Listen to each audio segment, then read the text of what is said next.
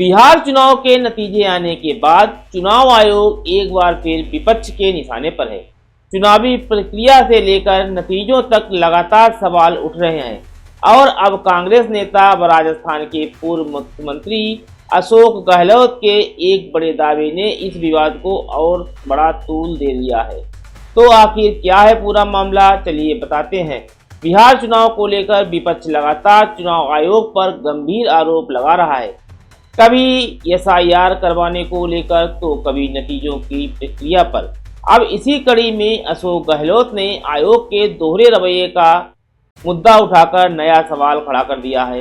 गहलोत ने बिहार की तुलना 2023 के राजस्थान विधानसभा चुनाव से की है और कहा है कि जब उनकी सरकार ने मार्च 2022 के बजट में 1,25,00,000 महिलाओं को मोबाइल फोन देने की योजना शुरू की तो चुनाव आते ही चुनाव आयोग ने इसे रोक दिया।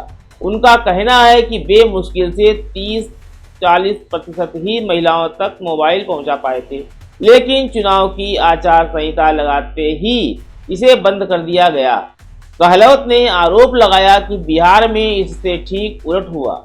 उनके मुताबिक आचार संहिता लागू होने के बाद भी वहां पैसे बांटे गए, योजनाएं जारी रहीं और आयोग ने कोई भी रोक नहीं लगाई। उन्होंने कहा कि राजस्थान में बुजुर्गों, दिव्यांगों और महिलाओं को मिलने वाली पेंशन भी चुनाव के दौरान रोक दी गई थी, मगर बिहार में चुनाव प्रचार खत्म होने के तुरंत बाद मतदान से ठीक एक दिन पहले पेंशन राशि 400 से बढ़ाकर 1100 रुपये कर दी गई।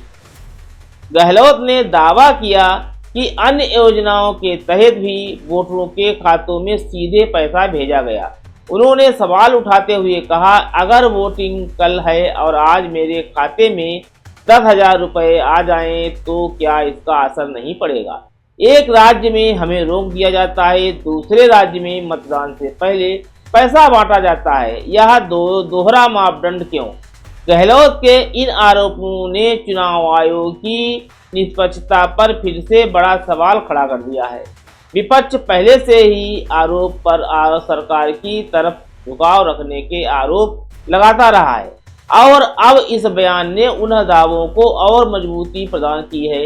अब नजर हम इस पर है कि चुनाव आयोग इन आरोपों पर कोई जवाब देता है या नहीं।